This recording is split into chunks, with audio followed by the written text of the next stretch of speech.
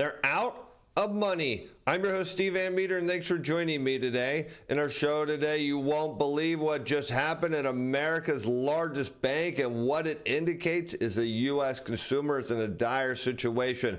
I'm going to show you why the U.S. consumers tapped out, what just happened at J.P. Morgan, and why the new data suggests things for the U.S. consumer is about to get much worse. Now, it's over to Bloomberg, where we picked today's story up with a headline, as U.S. consumer sentiment falls to an 8-month low on high prices, and this is dangerous because when the U.S. consumer finds out that they cannot keep pace with inflation, they cut their spending, and it sends the U.S., as you're about to see, into a recession. And this is just another confirmation we're headed in the wrong direction, as the sentiment index fell to 66 in July from 68.2. This is based on a preliminary reading from the University of Michigan. Meanwhile, economists thought, of course, confidence was headed higher, and it didn't. This is a big problem because we know recently U.S. consumers are gripped with even higher prices, not just in the energy sector, but we're also seeing rising insurance costs put a big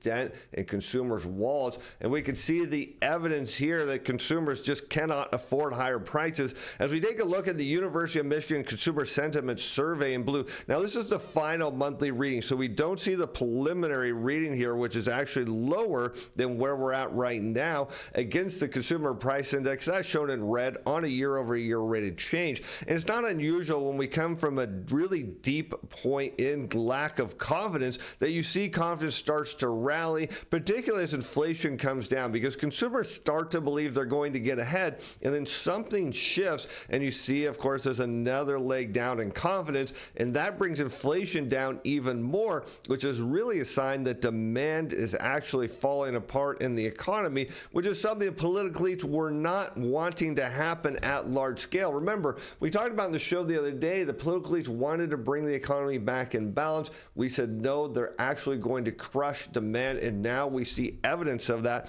If you look here in the 90s, what happens? Consumer confidence rallies up, inflation's coming down, everyone thinks this is it, and then all of a sudden, something changes. It happens again here just after the dot-com bubble, and as we face a double-dip recession coming out of the global financial crisis, and now it's starting to happen again, indicating that inflation is indeed coming down, but it's a bigger sign that demand from U.S. consumers is falling apart.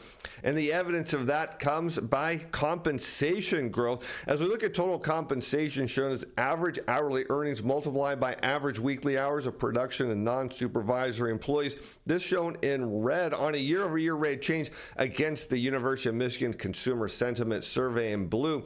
And what changes for consumers is, first, inflation comes down and everyone thinks, well, they're going to get ahead, and then something changes, and what happens is wage growth continues to decelerate, hours of work continues to get cut, and you'll watch confidence rolls over as you see total compensation growth in red head even lower. That happens again in the 90s. And look at going into the dot-com bubble. You see, of course, a continued deceleration in total compensation, and that leads to a big collapse in confidence. And with that goes spending and the economy as well. We see that happen in the global financial crisis, again, when we almost had that double-dip recession around 2012. And now we're seeing the early signs of it again, as hopes that hours worked would rise and total compensation would go up, giving consumers some relief from inflation, but it's just not happening. But there's some good news if you're looking to make some extra money. Well, there's opportunities in the market. This is the close of business yesterday. Let's talk about our CTA Timer Pro. We look at the machine positioning every day, and when machines get into a deep short position and price starts to move against it, that signals on a report opportunities to buy. And if you look here, we have 12 open trades on the books right now. As of yesterday, one of our trades got stopped out, but we still have 12 open trades. 11 of them are up. Can you imagine having a 91% win rate and logging into your brokerage account and seeing your trading account up? We also have Momentum Timer Pro. We take a look at the relative strength index and the MACD and other technical signals, but we smooth them out and run a proprietary overlay. Look at this. This will blow you away. We did get stopped out of one trade, but right now we have 18 open trades. 100% of them are up. You know how hard that is to achieve? It's virtually impossible. We put 3 trades on the books today. And here's the best part. You get the daily reports, the tradable signals, my opinions on which one of the best ones, which is why our win rate is so good. We give you the stop loss levels to put on your trades. We track them, give you the returns, and update the stop loss levels for you each and every week. And on top of that, we give you a 30-day free trial. Right now, you could be making money trading, and it's easy. You don't have to sit and watch your screens all day. We give you the advantage, and that is something you see consumer expectations are rising for. That's making money in the market. But for inflation, well, that fell over the next year for a second month to 2.9%. Again, links in the description below for the free trial. Jump on it. You can make money too, because they saw costs rising at an annual rate of 2.9% over the next 5 to 10 years, also edging down from the prior month. And this is a bit of a change that we see consumer inflation expectations starting to decline, because normally inflation expectations are highly linked to gasoline prices, which on a year-over-year rate change have been rising. And that is kind of confusing here, because it means inflation expectations should be going higher. But what's changing is consumer spending habits, and they know, of course, companies like McDonald's and Burger King are cutting prices to even Taco Bell, offering value meals. Well, that means inflation's coming down.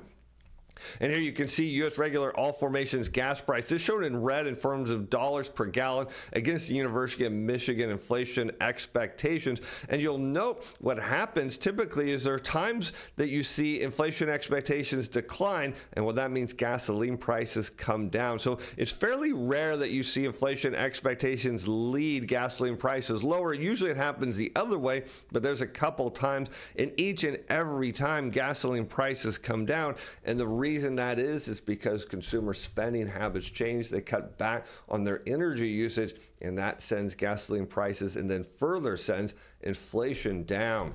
And despite expecting inflation to ease, consumers remain frustrated at the persistence of high prices. Almost half of consumers spontaneously express complaints that high prices are eroding their living standards, matching the all-time high reached 2 years ago. And that is a problem, because what happened 2 years ago is inflation started to come down in a big way as demand disappeared. Consumers started rejecting higher prices. And the issue isn't that consumers can't afford higher prices or deal with higher prices. The issue is that wage growth is not giving them the opportunity to keep up with higher prices here. And that is the issue. You see consumers just saying, look, prices are now too high. My wages and hours worked are not going up enough. This is not going in the right direction, which is why current conditions gauge fell to 64.1 from 65.9, the lowest since December of 2022. A measure of expectations, this is looking out 6 months from now, declined to 67.2, an 8-month low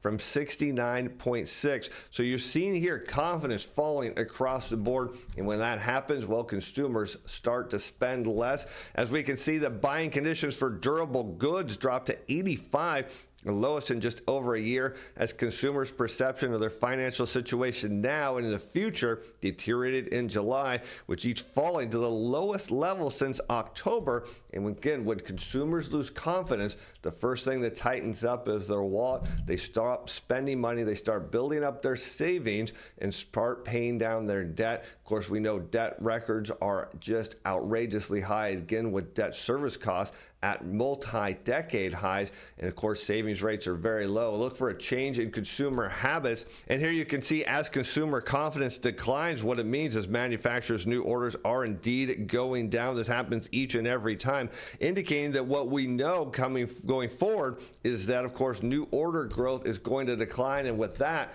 well, it means bad news for the U.S. labor market. And this possibly is the biggest reason we're seeing a decline in consumer confidence, because when continued unemployment claims shown in red rise, and that means people get on unemployment, they can't find another job, and they get stuck there. Of course, that's a good way to erode confidence in the economy and to get rid of spending power. And what you see here is consumer confidence rolls over. That happens each and every time you see continuing claims head higher, suggesting that in the weeks to come, those who are on unemployment are not confident they're going to get a job, and those whose job is on the chopping block, well, they're not certain about being able to get another job either. You see this complete decline in confidence, and this turns us to what just happened at JP Morgan Bank today.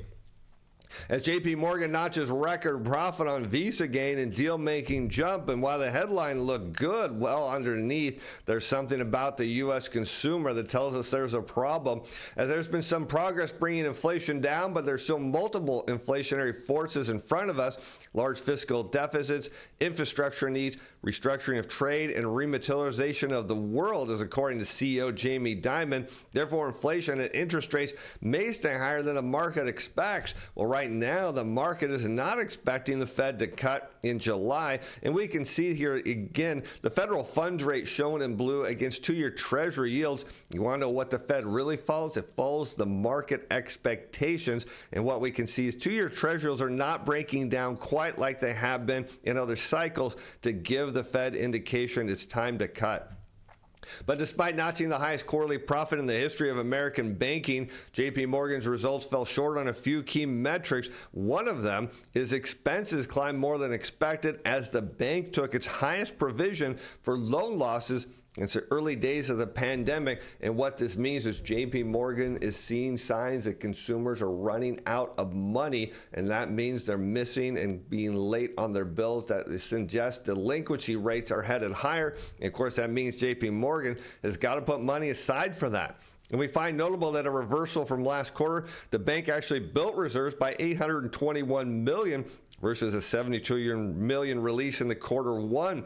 This was the biggest reserve build since the bank crash quarter in Q2 2023, when the bank added $1.5 billion in reserves. This meant that the provision for credit losses rose to $3.05 billion, above the $2.83 billion expected, as total charge-offs came in at $2.23 billion, just below the $2.26 billion expected. Of course, what we note is it's going to get much, much worse.